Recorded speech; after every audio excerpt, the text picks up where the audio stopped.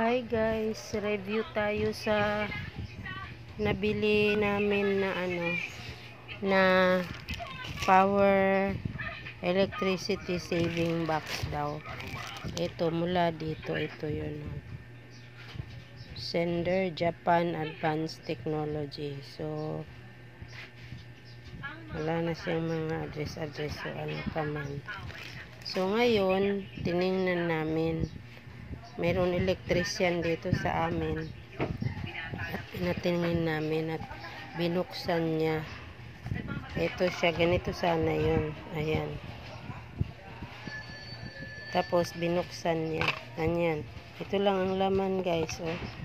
So hindi daw ito, mas lalaki pa daw yung ano mo dito, yung kain ng electricity mo, kasi itong dalawa na ito umiilaw, kumakain ng kuryente.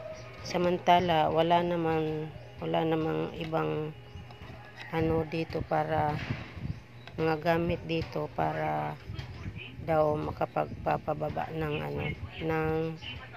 mga electricity bill ninyo.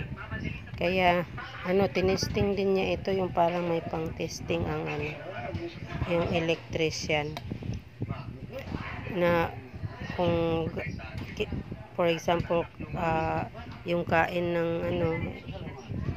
ng lakas ng kain ng plancha, tapos tiningnan niya yun, tapos nilagyan niya ito ng ganito, tapos wala rin pagbabago.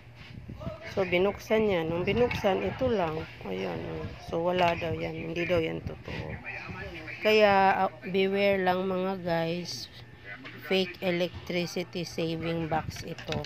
At ang na-orderan namin yung sa Facebook, itong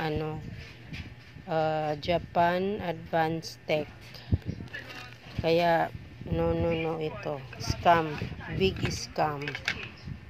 Ayan. Thank you guys for watching. Please subscribe to Plantiarium.